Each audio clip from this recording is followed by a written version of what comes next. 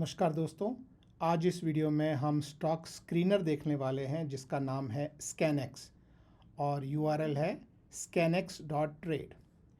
इस स्क्रीनर में आपको किसी भी शेयर के बारे में आपका पूरा जो है वो आपको फंडामेंटल एनालिसिस आपको मिल जाएगा, और यदि आप ट्रेडिंग करना चाहते हैं तो आपको बहुत सारे ट्रेडिंग के लिए भी आपको इसमें बहुत सारे बने बनाए स्क्रीनर्स जो हैं वो मिल जाएंगे। तो इस वीडियो में मैं स्टॉक स्क्रीनर जिसका नाम है स्कैनएक्स, वो आपके लिए मैं पूरा स्टेप बाय स्टेप आपको यहाँ मैं समझाऊंगा और सिखाऊंगा। तो सबसे पहले हम देखेंगे कि किस तरह से आप किसी शेयर का यहाँ पे फंडामेंटल एनालिसिस कर सकते हैं, और उसके बाद मैं कवर करूँगा कि किस किस तरह के आपको बने बनाए स्क्रीनर्स यहाँ पे अवेलेबल हैं। तो सबसे पहले हम देखते हैं फंडामेंटल एनालिसिस। तो मान लीजिए आप किसी भी कंपनी का फंडामेंटल एनालिसिस करना चाहते हैं, लेट्स से इन्फोसिस। तो अगर इन्फोसिस का फंडामेंटल एनालिसिस करना चाहते हैं कि ये आपको लॉन्ग टर्म के लिए आपको ये शेयर खरीदना चाहिए या नहीं खरीदना चाहिए, तो उसका एनालिसिस आप यहाँ से किस तरह से कर सकते हैं, ये एक एग्जाम्पल के तौर पे हम इसे समझेंगे। प्लीज़ ये मत समझिएगा कि मैं ये इन्फोसिस का यहाँ पे मैं एग्जाम्पल ले रहा हूँ तो ये कोई भी बाइंग या सेलिंग रिकमेंडेशन है। कोई बाइंग सेलिंग रिकमेंडेशन नहीं है, सिर्फ मैं आपको ये सिखाना चाहता हूँ कि आप स्क्रीनर के थ्रू किस तरह किसी भी शेयर का एनालिसिस कर सकते हैं। तो सबसे पहले आप क्या करेंगे, आप ये आपका सर्च बॉक्स है, यहाँ पे आप कंपनी का नाम लिखेंगे। जैसे कुछ कंपनी के नाम नीचे एग्जाम्पल के लिए दिए हुए हैं, आप चाहें तो इन पे क्लिक करके इनका देख सकते हैं।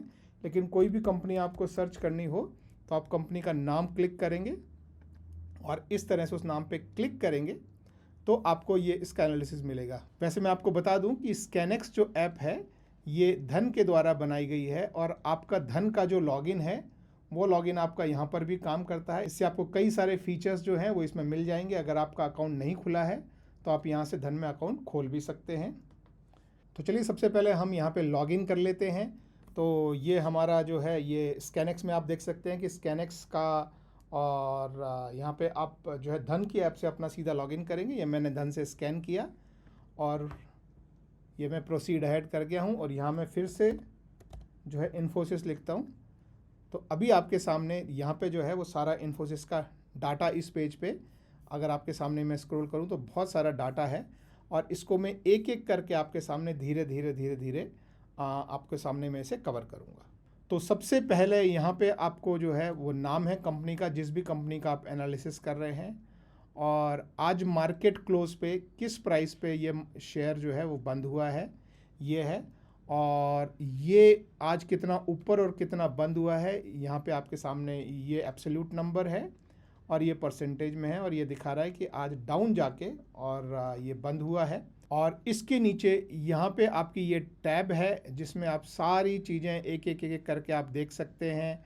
आप इनके फाइनेंशियल रिज़ल्ट देख सकते हैं, और फाइनेंशियल रिज़ल्ट्स में आपका प्रॉफिट एंड लॉस मिल जाएगा, आपको बैलेंस शीट मिल जाएगी, आपको कैश फ्लो मिल जाएगा, आपको शेयर होल्डिंग पैटर्न मिल जाएगा, एफआईआईस के पास कितना है, डीआईआईस के पास कितना है, रिटेल के पास कितना है, और फिर इन्फोसिस के जो पीयर्स हैं यानी इनसे जो मिलती जुलती कंपनी है जैसे कि टीसीएस है, टेक महिंद्रा है, विप्रो है, एचसीएल टेक है, उनके साथ इनका कंपैरिजन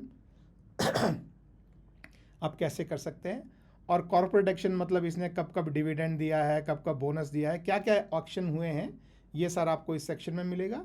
और ये कुछ आपके ट्रेडिंग के लिए टेक्निकल इंडिकेटर्स हैं। यहाँ पे आप इंडिविजुअल पे क्लिक करके आप इन पे जा सकते हैं, balance sheet, cash flow, share holding, peer comparison, corporate action और टेक्निकल इंडिकेटर, और सबसे ऊपर है आपका ओवरव्यू। तो अब हम सबसे पहला जो सेक्शन है ओवरव्यू, ये हम समझते हैं कि ये क्या है।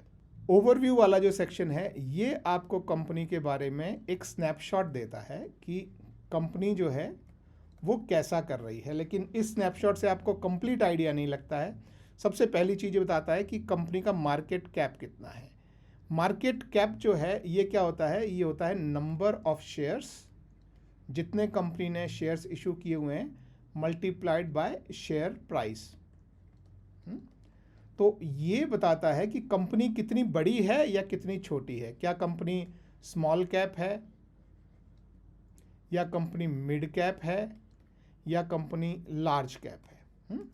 आप देख सकते हैं कि इस कंपनी का मार्केट कैप 8 लाख करोड़ है। तो ये इंडिया में one of the biggest company है। तो यहाँ से आपको पता लगता है कि कौन सी स्मॉल कैप है, कौन सी मिड कैप है, कौन सी लार्ज कैप है। ठीक है। इसके नीचे ये दो जो सेक्शन हैं ये बताते हैं कि लास्ट एक साल में, ये 52 वीक यानी एक साल, लास्ट एक साल में हाईएस्ट प्राइस कहाँ तक गया है। अभी देखिए 1933 प्राइस है, हाईएस्ट जो है पिछले एक साल में 1951 पे गया है और लोएस्ट जो है वो 1351 पे गया है। तो अभी ऑलमोस्ट हाई के आसपास प्राइस चल रहा है, इससे आपको ये इन्फॉर्मेशन मिलती है। ये बताता है कंपनी की बुक वैल्यू कितनी है, कंपनी का पीई रेशो कितना है। पीई रेशो क्या होता है, यानी जो भी आपका शेयर का प्राइस है that divide by the earning. तो शेयर प्राइस बाय अर्निंग, तो अर्निंग आपका, यानी अर्निंग आपको एक साल में कंपनी कितना प्रॉफिट कमा रही है, एक साल में कितना प्रॉफिट कमा रही है, उसका आप कितना गुना आप प्राइस दे रहे हैं, ये आपको यहाँ पे पी में दिखाई देता है। तो कंपनी एक साल में जितना प्रॉफिट कमा रही है उसका 30 गुना आप, यानी कि 30 साल का जो प्रॉफिट है उसके बराबर आप अभी ये प्राइस आप कंपनी को दे रहे हैं।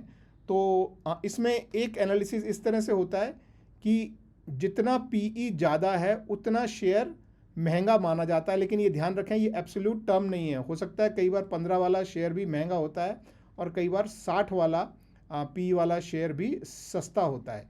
तो ये कैसे डिसाइड होता है, ये होता है उसकी ग्रोथ कितनी तेज हो रही है। अगर कंपनी बहुत तेज़ी से ग्रो कर रही है तो हो सकता है 60 पी वाला भी आपको सस्ता लगे, लेकिन कंपनी ग्रो नहीं कर रही है या बहुत स्लो ग्रोथ कर रही है तो हो सकता है कि 15 का पीई वाला भी आपको महंगा लगे।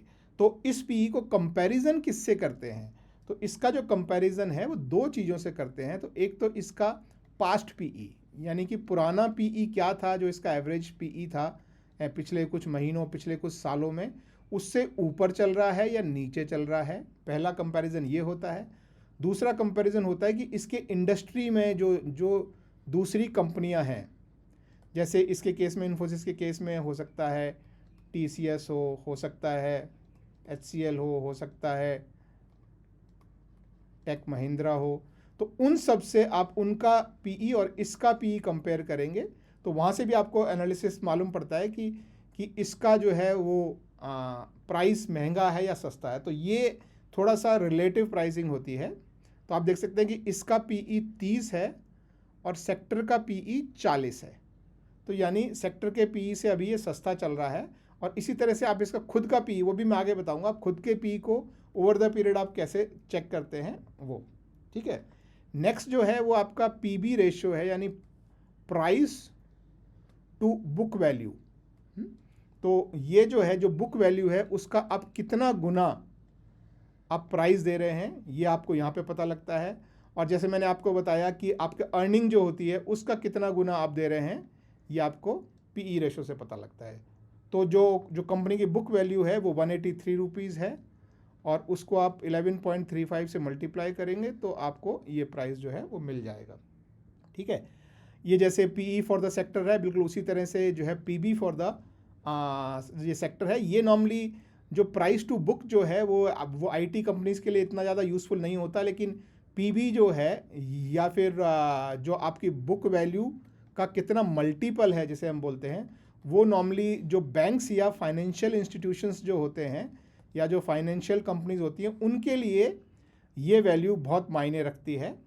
तो एक प्राइस टू बुक और एक रिटर्न ऑन एसेट्स। ठीक है। फिर इसके बाद अब कंपनी कितनी स्पीड से ग्रोथ कर रही है, कंपनी का ग्रोथ जो है वो कितने हिसाब से कितनी स्पीड से बढ़ रहा है, वो आपको ये दो नंबर से मिलता है। आरओई होता है रिटर्न ऑन इक्विटी, यानी कि आपका जो इक्विटी है, ये नेट इक्विटी कितना होता है, ये आगे भी आएगा। तो आपके जो कंपनी के पास जितने एसेट्स हैं उसमें से पूरी लायबिलिटीज़ आप निकाल दें तो इक्विटी बचता है। तो उस इक्विटी पे कितना परसेंट कंपनी हर साल का कमा रही है, तो ये उसका परसेंट है। तो अभी आप देख सकते हैं कि जितना कंपनी का इक्विटी है, वो इक्विटी भी आपको आगे दिखेगा, उस पर लगभग 30% कंपनी साल में कमा रही है। बिल्कुल इसी तरह से आरओसी जो है वो है रिटर्न ऑन कैपिटल एम्प्लॉयड। तो टोटल जितना कैपिटल है कंपनी का, उसका कितना परसेंट साल में कंपनी कमा रही है, तो 75% कमा रही है। तो ये दिखाता है कि आपका जो कंपनी का जो कैपिटल है वो कितना एफिशिएंटली यूज़ होता है। अब आप बोलेंगे कि इससे मुझे कुछ समझ में नहीं आ रहा है, तो इससे आपको जो है जब आप पीयर एनालिसिस पे जाएंगे या पीयर कंपैरिजन पे जाएंगे, तो आप इनको इसके पीयर के साथ कंपेयर करेंगे। तो अगर इसका आरओई ज़्यादा है, इसका आरओसी ज़्यादा है, तो मार्केट जो है वो ज़्यादा पीई देने को तैयार होता है, क्योंकि ये दिखाता है कि कितनी ग्रोथ है कंपनी में है। लेकिन अगर आपका आरओई और पीई मान लीजिए कि 5% के आसपास है, 6% के आसपास है, तो फिर आपको जो है वो हाई पीई नहीं देती है शेयर मार्केट। तो ये जो है ये ग्रोथ के इंडिकेटर्स हैं। तो ये जितने जितने अच्छे हैं उतना आप जो है यहाँ पे पी रेशो के हिसाब से आप हायर प्राइस देने को तैयार होते हैं। फिर नेक्स्ट आपको यहाँ पे दिखाई दे रहा है, ये है डिविडेंड यील्ड। डिविडेंड यील्ड का मतलब क्या होता है कि आपने अगर 100 रुपये के शेयर खरीदे हैं, 100 रुपये के, मैं नंबर ऑफ शेयर की बात नहीं कर रहा हूँ, मान लीजिए आपने 100 रुपये के शेयर खरीदे हैं, तो एक साल में उसने 100 रुपये पर कितना डिविडेंड दिया, तो उसने 2 रुपये 37 पैसे डिविडेंड दिया। तो अगर आपने मान लीजिए 2000 के शेयर खरीदे हैं, मान लीजिए कि अभी शेयर का प्राइस 2000 और आपने एक शेयर आपके पास जो है वो ख़रीदा हुआ है एक साल से, तो उस पर आपने जो है एक साल में 2.37% ऑफ दिस, यानी कि लगभग 50 रुपये का डिविडेंड इस पे दिया। तो 100 रुपये पे आपका जो है वो 2 रुपये और 37 पैसे, 1000 रुपये पे आपका 23 रुपये 70 पैसे, और इसी तरह से 2000 रुपये पे लगभग 47 रुपये एक्चुअली आता है प्रिसाइजली। तो इस तरह से ये आपको बताता है कि पिछले एक फाइनेंशियल ईयर में या पिछले एक साल में जो है कितना डिविडेंड दिया है। ये इसका जो है ये अमाउंट नहीं बताता है, ये ध्यान रखें, ये अमाउंट नहीं है, ये परसेंटेज है। यानी 100 रुपये अगर आपने इन्वेस्ट किया था एक साल पहले, तो उस पर कितना डिविडेंड आपको मिला है ये आपको यहाँ पे दिखाता है परसेंटेज के टर्म में। ठीक है, अब ये है अर्निंग पर शेयर, जो कि मैं आपको बता रहा था कि एक शेयर पे शेयर का प्राइस ये है और शेयर की अर्निंग जो है वो ये है, और ये जो पीई रेशो जो है जो मैं आपको बता रहा था वो this price by this earning है। तो यानी कि आपने अगर एक शेयर खरीदा है 1933 रुपये में, तो आपने ये पैसा इन्वेस्ट किया है एक कंपनी में, और उस कंपनी ने उस पैसे पे कितना रुपए एक साल में जो है वो अर्निंग की है या प्रॉफिट किया है, तो वो है 64 रुपये 20 पैसे। तो अर्निंग पर शेयर यानी एक शेयर, यानी आपने 1933 रुपये का एक शेयर खरीदा तो उस पर कंपनी ने 64 रुपये कमाए। तो दिस डिवाइड बाय 64.2, तो आपका ये पीई रेशो जो है 30.21 निकल के आता है। तो ये सारे नंबर्स जो हैं वो आपके लिए इंटरलिंक है। तो ये बताता है, ये अकेला तो कुछ खास नहीं बताएगा, ये सिर्फ आपको आइडिया देगा कि भाई प्राइस ये है और अर्निंग ये है। आपको देखना है कि क्या ये ईपीएस साल दर साल ऊपर बढ़ रहा है या स्टैग्नेंट है या नीचे गिर रहा है, ये आपको नंबर्स जो हैं वो आगे देखने हैं। बट ये आपको एक तरह से पूरा स्नैपशॉट जो है वो नंबर्स का मिल जाता है। बाकी यहाँ ये बताता है कि इसकी इंडस्ट्री कौन सी है और सेक्टर क्या है, ये ज़्यादा यूज़फुल नहीं है। अब हम यहाँ से थोड़ा सा इसको स्क्रॉल करते हैं और नेक्स्ट सेक्शन पे आते हैं। ये है आपका चार्ट। यहाँ चार्ट आप 1 दिन, 5 दिन, 1 महीना, 6 महीना, 1 साल, 5 साल जो है वो देखना चाहें, ये आपको सिंपल चार्ट दिखाई देता है। अगर आपको कैंडलस्टिक वाला चार्ट देखना है तो आप ये जो कोने में बटन है इस पर क्लिक करेंगे तो आपको ये ट्रेडिंग व्यू वाला पूरा चार्ट, आपको कैंडलस्टिक चार्ट मिल जाएगा, जहाँ पे आप अपना टाइम फ्रेम जो है वो खुद आप यहाँ पे लगा सकते हैं। अगर आपको हर कैंडल एक दिन की बनाएंगे तो आपको इस तरीके से आपको पूरा चार्ट जो है वो यहाँ पे आपको देखने का मिल जाएगा। तो इसे भी मैं बंद कर देता हूँ। नॉर्मली आप यहीं पे ही देख सकते हैं कि पिछले 5 साल में कंपनी की ग्रोथ कैसी रही है, पिछले 1 साल में कंपनी की ग्रोथ कैसी रही है। तो आप देख सकते हैं पिछले 1 साल में कंपनी ने जो है अच्छा परफॉर्म किया है। पिछले 6 महीने में कंपनी ने पहले 6 महीने में ड्रॉप था, उसके बाद यहाँ से एकदम शार्प राइज़ है। फिर 1 महीने में देखें तो पहले थोड़ा ड्रॉप था, अब शार्प राइज़ है। और इसको आप इसके जो कंपटीटर्स हैं या जिसको हम बोलते हैं पीयर्स, आप उनके साथ भी कंपेयर कर सकते हैं। तो ये देखिए यहाँ पे ये पीयर कंपैरिजन है। तो आप इसमें से कोई भी आप ये देखिए TCS, HCL Tech, Wipro, LTIM, Tekam या परसिस्टेंट, इनमें से आप किसी के साथ भी इसको जो है वो कंपेयर कर सकते हैं। मान लीजिए मैं 1 महीने का चार्ट ही मैं लेता हूँ और मैं देखना चाहता हूँ कि 1 महीने में इन्फोसिस ने TCS के अगेंस्ट कैसा परफॉर्म किया है। तो मैं यहाँ ये TCS को मैं सेलेक्ट कर देता हूँ। तो ये जो TCS का जो रंग है वो आपको ये बैंगनी रंग जो दिखाई दे रहा है वो TCS है, और ब्लू रंग जो दिखाई दे रहा है वो इन्फोसिस है। तो ये देखिए TCS और इन्फोसिस ने लगभग सिमिलर परफॉर्म किया है। HCL से कंपेयर करें तो HCL ने थोड़ा बेटर परफॉर्म किया है। ये शेयर प्राइस की बात हो रही है, कंपनी की बात नहीं। विप्रो का शेयर प्राइस थोड़ा सा नीचे रहा है, LTM का प्राइस थोड़ा सा उससे ऊपर रहा है, इस तरह से। लेकिन आप चाहें तो इसे लॉन्ग टर्म के लिए भी देख सकते हैं। जैसे 5 साल के लिए अगर आप इसको कंपेयर करेंगे और मान लीजिए आप परसिस्टेंट के साथ इसको कंपेयर करते हैं तो आप देखेंगे, देखिए अब आपको ये जो इन्फोसिस का चार्ट है वो ऑलमोस्ट फ्लैट हो गया है, क्योंकि 5 साल में, पिछले 5 साल में मिला के इन्फोसिस ने 140% रिटर्न दिया है। 140% का मतलब है कि अगर आपने 100 रुपये का इन्वेस्टमेंट किया था तो आपका इन्वेस्टमेंट 240 रुपये हो गया है। वहीं अगर परसिस्टेंट में आपने 100 रुपये का इन्वेस्टमेंट किया था तो आपका इन्वेस्टमेंट जो है वो 1770% बढ़ गया है, यानी 1870 रुपये इस समय हो गया है। तो इस तरह से आप अपने पीयर्स के साथ शेयर का कंपैरिजन कर सकते हैं। और यहाँ पे आप देख सकते हैं कि लॉन्ग टर्म में इसने कैसा रिटर्न दिया है, शॉर्ट टर्म में कैसा रिटर्न दिया है। तो शॉर्ट टर्म में 1 week, 1 month, 3 month, 6 month, 9 month, और लॉन्ग टर्म में आपके 1 साल से लेकर 5 साल के सारे रिटर्न आपके सामने हैं। तो आप प्राइस को कंपैरिजन करना चाहते हैं तो ये वाला आप सेक्शन यूज़ कर सकते हैं। और ये कुछ ऑटोमेटिक स्क्रीनर्स हैं जो कि यहाँ पे जो है वो जिन स्क्रीनर्स में ये लिस्ट हो रहा है, ये स्क्रीनर्स वाले सेक्शन में भी मैं आऊँगा थोड़ी देर में, तब मैं आपको समझाऊंगा कि ये सारे स्क्रीनर्स क्या होते हैं। ठीक है, ये जो सेक्शन है, ये सेक्शन आपको ग्रोथ रेट बताता है। आप चाहें तो growth rate quarter on quarter देख सकते हैं, 1 ईयर का देख सकते हैं, 3 ईयर का देख सकते हैं, 5 ईयर्स का देख सकते हैं।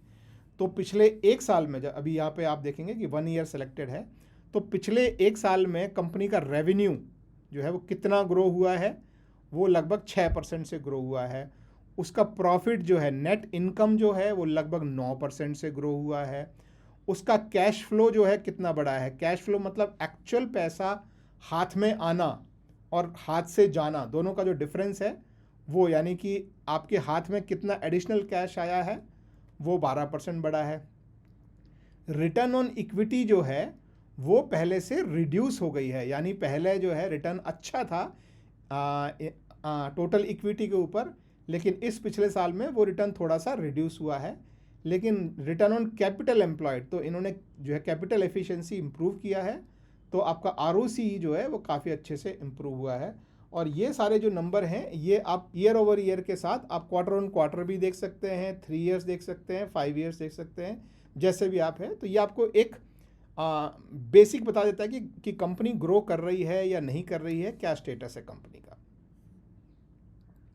फिर इसके बाद आपके फाइनेंशियल स्टेटमेंट्स आते हैं। तो ये जैसे मैंने आपको बताया कि ये ओवरव्यू के बाद आप यहाँ पे फाइनेंशियल रिजल्ट्स पे भी क्लिक करेंगे तो इसी सेक्शन में आएगा।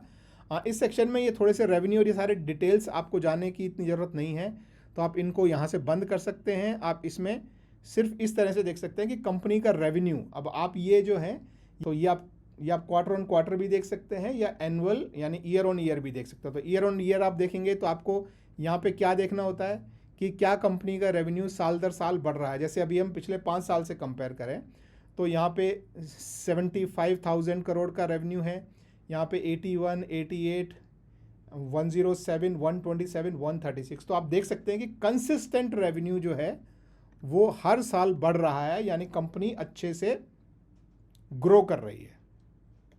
ठीक है, तो अभी देखिए 75, 81, 88, 107, 127, 136, यानी कंपनी के रेवेन्यू में अच्छी ग्रोथ है। तो कंपनी जो है कंसिस्टेंट ग्रोथ दिखा रही है, तो आप लॉन्ग टर्म के लिए आप अज्यूम कर सकते हैं कि आगे भी अच्छी ग्रोथ देगी। ठीक है, एबिटा जो है वो एक तरह से आपका प्रॉफिट होता है before reducing many things like taxes, depreciation, amortisation. तो उसमें आपको ज़्यादा जाने की ज़रूरत नहीं है। आप नॉर्मली ये नेट प्रॉफिट पे आप नज़र रख सकते हैं। तो नेट प्रॉफिट भी हम देखें तो 13 जो है ये 13,000 करोड़ है। तो 13, 16 यहाँ पे ये ड्रॉप आया है 2019 में ये नेट प्रॉफिट में। फिर यहाँ से फिर इंक्रीज 15, 18, 21, 23, 27, यहाँ पे अच्छा ग्रोथ है। तो नेट प्रॉफिट में भी आप देख सकते हैं कि सिर्फ एक बार यहाँ पे जो है वो ड्रॉप आया है, क्योंकि उनको शायद कुछ टैक्सेस नॉर्मल से ज़्यादा भरने पड़े हैं फॉर वट एवर रीज़न, और उसके बाद कंसिस्टेंट ग्रोथ है। तो ये आपको फाइनेंशियल स्टेटमेंट जो है वो आपको ग्रोथ बताते हैं कि रेवेन्यू में और प्रॉफिट में कैसा ग्रोथ है। आप इसको चाहें तो ये क्वार्टर ऑन क्वार्टर भी देख सकते हैं, तो ऐसे आप लास्ट में देखेंगे कि क्वार्टर ऑन क्वार्टर 32, 33, 31, 32, 33, 34, 35, 34, तो पिछले एक साल में थोड़ा थोड़ा करके बढ़ रहा है।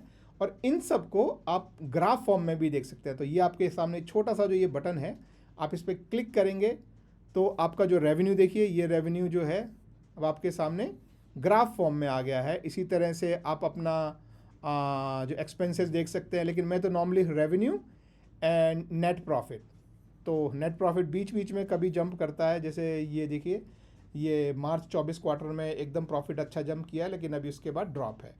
तो ये सारी जो हैं ये आपको बताता है फाइनेंशियल में आपके रेवेन्यू कैसा है, आपके एक्सपेंसेस कैसे हैं और आपका प्रॉफिट कैसे निकल के आ रहा है, और हर शेयर पर कंपनी कितना पैसा कमा कर एंड यूज़र के पैसे पे एक शेयर पे, यानी ये जो शेयर का प्राइस है उस पर कंपनी इस क्वार्टर में कितना रुपए कमा के दे रही है, वो यहाँ पे विजिबल है। अगर आप इसी को जो है दोबारा एनुअल कर लेंगे तो आपको यहाँ पे पूरे साल का दिखाई देगा कि एक साल में 1933 रुपये पर कंपनी ने यहाँ पे 60 रुपये कमाया, यहाँ पे ड्रॉप है 35 रुपये, 33 रुपये, 36 रुपये, 42 रुपये, 50 रुपये, 55 रुपये, 62 रुपये।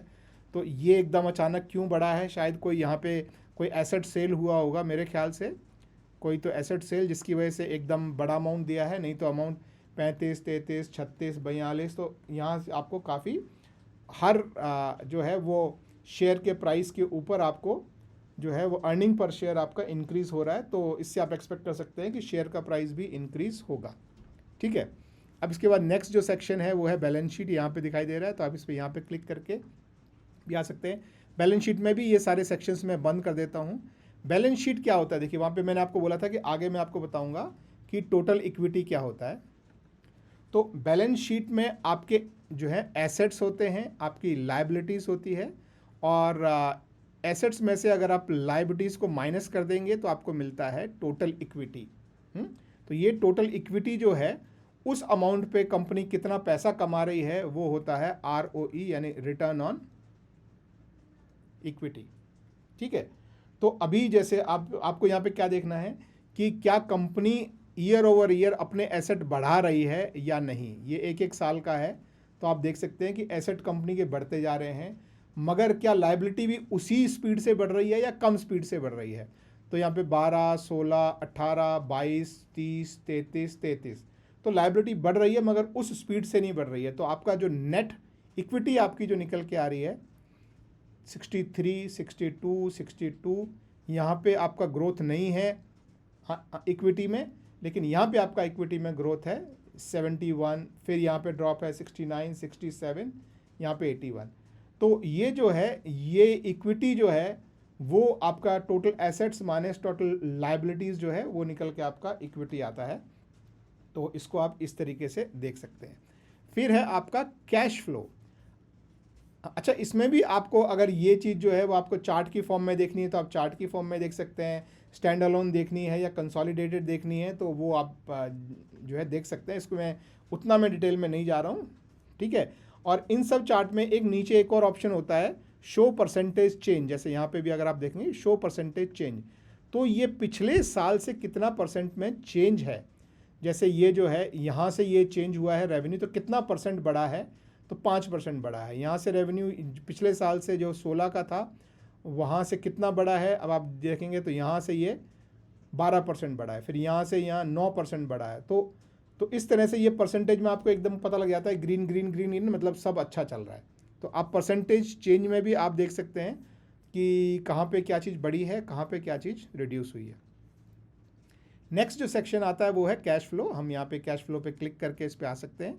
कैश फ्लो जो है वो क्या होता है नॉर्मली, ये मान लीजिए कोई भी कंपनी है तो उसमें कितना कैश आया। ठीक है, ये रेवेन्यू नहीं है, ये ध्यान रखना, कितना कैश आया। कैश कहाँ से आ सकता है, रेवेन्यू से आ सकता है, और रेवेन्यू कहाँ से आते हैं, ऑपरेशन से आ सकते हैं, या मान लीजिए बैंक से लोन ले लिया, वो भी एक तरह से कंपनी में कैश आया, या मान लीजिए इक्विटी रेज कर ली तो वो भी कंपनी में कैश आया। तो कंपनी में कैश कितना आया और कंपनी ने कैश कितना खर्च किया, तो कितना खर्च किया, अब वो खर्च कहाँ हो सकता है, वो कंपनी के एक्सपेंसेस में खर्च हो सकता है कंपनी कोई एफडी कर दे, हो सकता है कंपनी कोई दूसरा इन्वेस्टमेंट कर दे, हो सकता है कोई कंपनी दूसरी कंपनी को जो है बाय आउट कर ले। तो ये आपको जो है देखना पड़ता है कि कंपनी कैश फ्लो रिच है या नहीं है, या कंपनी में पॉजिटिव कैश फ्लो है या नहीं है। तो ये जो है ये एक इम्पॉर्टेंट फैक्टर है, और इसमें आपको जो है वो ये देखना पड़ता है, जैसे ये आपका जो है ये कैश फ्लो है। अब ये कैश फ्लो देखिए, ये आपके सामने अमाउंट लिखा है, ये cash flow negative negative negative, और यहाँ पे ये थोड़ा सा पॉजिटिव। अब ये नेगेटिव किस तरह से है, किस चीज़न से है, तो पहला आपको समझना है ऑपरेटिंग एक्टिविटीज़। ऑपरेटिंग एक्टिविटीज़ जैसे मैंने आपको बताया कि ऑपरेटिंग एक्टिविटीज़ यानी रेवेन्यू, यानी जो है जो कंपनी काम करती है जैसे इन्फोसिस सॉफ्टवेयर डेवलपमेंट वगैरह, तो उससे कैश आ रहा है। आप देखिए तो ये कैश जो है आपका जो है बढ़ता जा रहा है हर साल, 10, 12, 13, 15, 19, 22, फिर यहाँ ये ड्रॉप है 19 और फिर 20। तो कंपनी के ऑपरेशंस अच्छे चल रहे हैं और कैश जनरेट कर रहा है, ठीक है। अब कैश जा कहाँ रहा है, जा रहा है, देखिए अगर कैश इसमें बहुत ज़्यादा जा रहा होता, जैसे ये देखिए यहाँ पे ये बड़ा कैश गया है, तो ये फाइनेंसिंग एक्टिविटीज़ में है। फाइनेंसिंग एक्टिविटीज़ क्या हो सकती हैं, नॉर्मली कंपनी ने लोन लिया है तो उसका इंटरेस्ट है, या कंपनी शेयर बायबैक कर रही है, या उस तरह से। तो ये इनमें पैसा जा रहा है, तो कंपनी या तो शेयर जो है बायबैक करती है या डिविडेंड देती है, वो सारा। और कंपनी ने कहीं इन्वेस्टमेंट किया है तो वो यहाँ पे इन्वेस्टिंग एक्टिविटीज़ में दिखाई देता है। पर आपको मेन जो नज़र रखनी है वो है कि ऑपरेटिंग एक्टिविटीज़ से कैश सफिशिएंट डेवलप हो रहा है या नहीं हो रहा है। This is what you need to see. अगर कंपनी अच्छा सफिशिएंट कैश डेवलप कर रही है then it's a good company to go for, ठीक है। ये वाला सेक्शन जो है ये शेयर होल्डिंग वाला है, ये बहुत ही सिंपल है, जैसे मैंने आपको बताया। इसको भी मैं परसेंटेज में देख लेता हूँ। तो प्रमोटर की शेयर होल्डिंग जो है वो कहाँ कितनी थी, यहाँ 13% थी, यहाँ से बढ़ी है और बढ़ते बढ़ते फिर थोड़ी थोड़ी गिर रही है, और अभी भी 14.5% के आसपास है। ऐसे ही FIIs की देख सकते हैं। तो कुछ लोग जो हैं वो इनके बेसिस पे डिसीजन लेते हैं कि क्या हमारे DIIs बाय कर रहे हैं, क्या हमारे FIIs बाय कर रहे हैं तो लोग बाय करना पसंद करते हैं।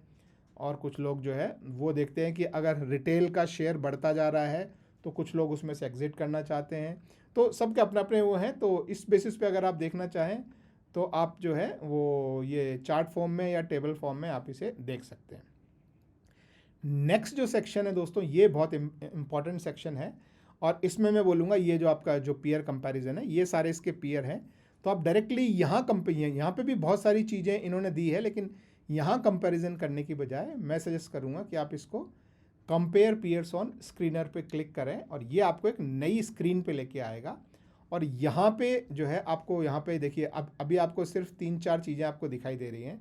तो आप इसको आप कस्टमाइज़ कर सकते हैं, और कस्टमाइज़ करके सेव भी कर सकते हैं। जैसे मान लीजिए मैं बोलता हूँ कि मैं TCS, Infosys, HCL tech, Wipro, LTI Mindtree, फिर L&T services, let's say L&T services और LTI माइंडट्री को छोड़ देते हैं। तो ये मान लीजिए जैसे 5 टॉप कंपनियां हैं।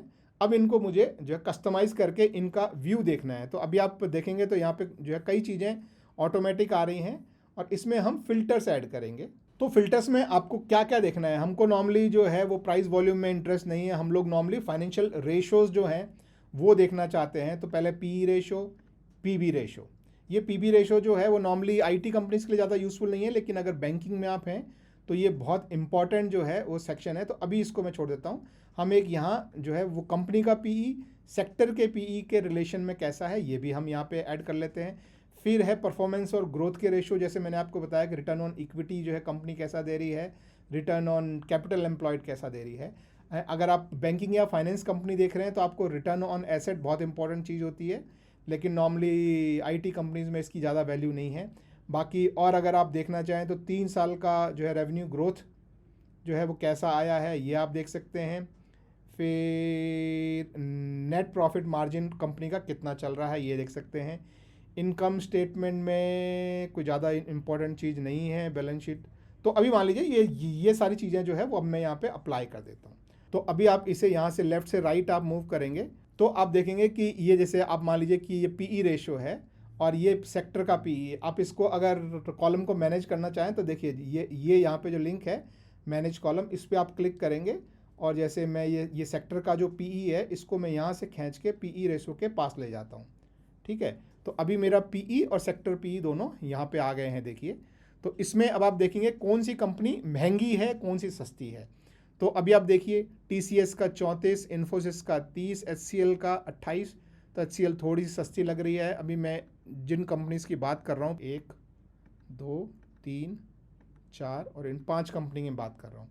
तो यहाँ पे आप देखेंगे तो 34, 30, 28, 25 और टेक महिंद्रा का 63। तो टेक महिंद्रा का पीई बहुत ज़्यादा बढ़ा हुआ दिख रहा है, यानी कि रिसेंट टाइम में टेक महिंद्रा का प्राइस या तो बहुत ज़्यादा भाग गया है या उसकी अर्निंग ड्रॉप हो गई है। तो it might not be a very good option. आप देख सकते हैं विप्रो का पीई 25 दे रही है मार्केट, लेकिन टीसीएस और इन्फोसिस का 30 और 34। और उसका रीजनिंग जैसा कि मैंने आपको बताया था कि उसका रीजनिंग आपको जो है समझ में आएगा, वो ROE पे देखिए।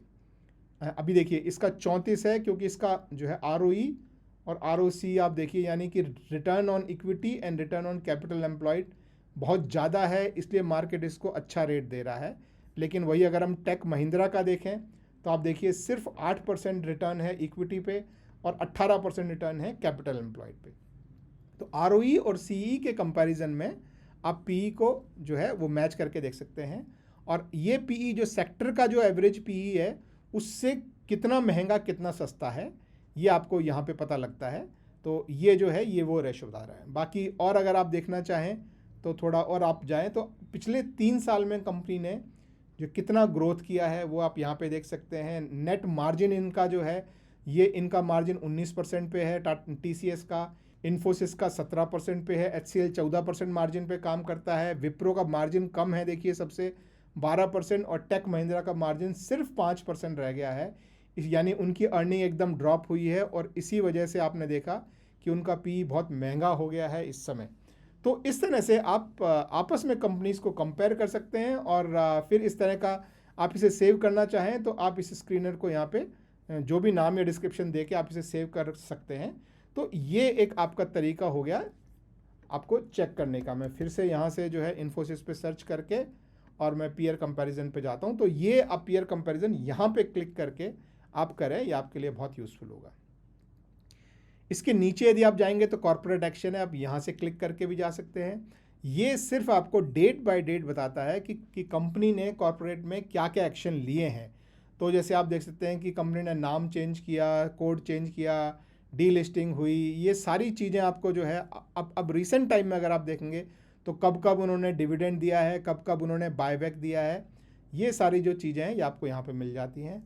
और जो टेक्निकल एनालिसिस करते हैं उनके लिए कुछ टेक्निकल इंडिकेटर्स यहाँ पे हैं। तो ये हो गया एक कंपनी का एनालिसिस। लेकिन यदि आपको स्क्रीनर्स चाहिए होते हैं तो ये स्क्रीनर्स आपको यहाँ पे मिलते हैं। अब ये स्क्रीनर्स क्या होते हैं? तो ये स्क्रीनर्स आपको एक तरह की कंपनीज को एक ग्रुप में जो है वो आपके सामने ला के रखते हैं। जैसे ये स्क्रीनर है तो ये आपको दिखाएगा कि कौन कौन सी कंपनियां जिन्होंने सबसे बेस्ट क्वार्टरली रिजल्ट दिए हैं, कौन कौन सी कंपनियां हैं जिन्होंने कैपिटल एक्सपेंडिचर किया है ग्रोथ के लिए, कौन कौन सी मिड कैप की कंपनियां हैं जो काफ़ी स्ट्रांग नज़र आ रही हैं, कौन कौन सी कंपनियां हैं जिनकी वर्किंग कैपिटल नेगेटिव में है, कौन कौन सी ऐसी जो है कंपनियां हैं जो पोटेंशियल यानी फ्यूचर में मल्टी बैगर हो सकती हैं, कौन कौन से ऐसे स्मॉल कैप हैं जो ज़बरदस्त काम कर रहे हैं, कौन कौन से ऐसे लार्ज कैप हैं जो कि एकदम टाइटन है, मतलब बड़े बड़े लार्ज कैप हैं, कौन कौन से ऐसे अंडर वैल्यूड शेयर्स हैं जो नियरली 32 वीक हाई के आसपास चल रहे हैं। तो ये सारी जो चीज़ें हैं ये आपके इस तरह के स्क्रीनर होते हैं। तो ये स्क्रीनर आपके फंडामेंटल एनालिसिस के बेस पर भी हो सकते हैं, ये स्क्रीनर आपके टेक्निकल एनालिसिस के बेस पर भी हो सकते हैं। तो जो लोग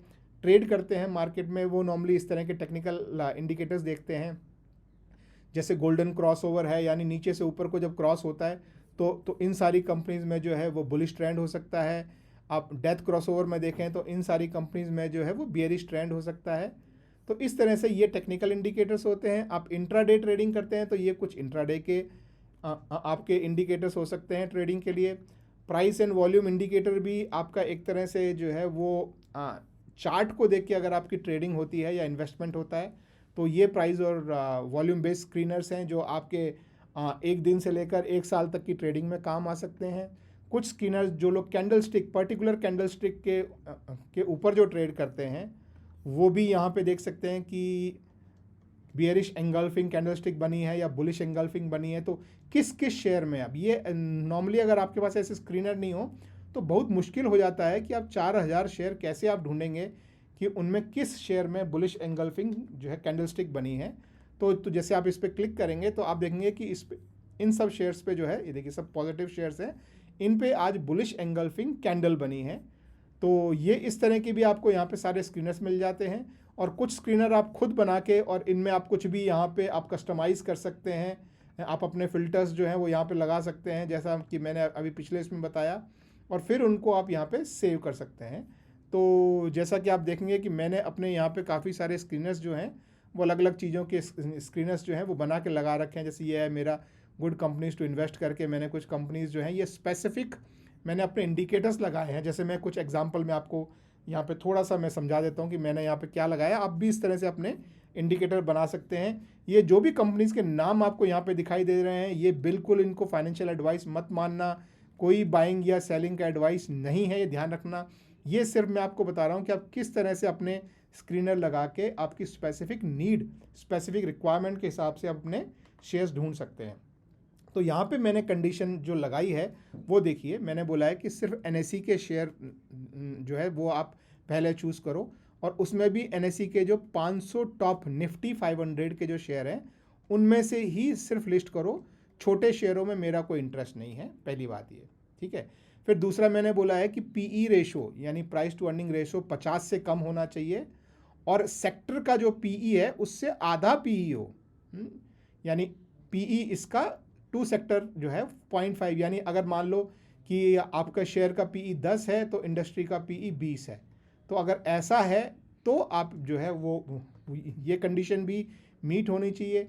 रिटर्न ऑन इक्विटी कम से कम 15% हो, और पिछले 1 साल में ग्रोथ भी कम से कम 15% हो, और 3 साल का अर्निंग पर शेयर जो है कम से कम 10% से अर्निंग पर शेयर इंक्रीज़ हो रहा हो, और पिछले 5 साल में अर्निंग पर शेयर जो है वो 10 से 311 के रेंज के बीच में होना चाहिए। तो ये मैंने कुछ कंडीशन लगाई है, और इस कंडीशन के बेसिस पे आपको ये रिजल्ट मिला है। इनमें से कोई भी कंडीशन आप चाहें तो आप हटा सकते हैं, चाहें तो आप उसे जो है बदल सकते हैं। जो भी आप इसमें करना चाहें वो आप कर सकते हैं। जैसे आप मान लीजिए आप किसी पे भी जो है यहाँ पे क्लिक करके आप इसमें कस्टमाइज़ पे जो है क्लिक करके इनमें से किसी को भी चेंज कर सकते हैं। जैसे आप बोलें कि इसको मैं बढ़ा के और बढ़ाना चाहता हूँ, तो ये कंपनी हो सकता है अभी कितनी 6 कंपनियाँ हो रही है। आप बोले मैं इसको जो है बढ़ा के कम करना चाहता हूँ, तो हो सकता है कि ये कंपनी अभी भी 6 ही हैं।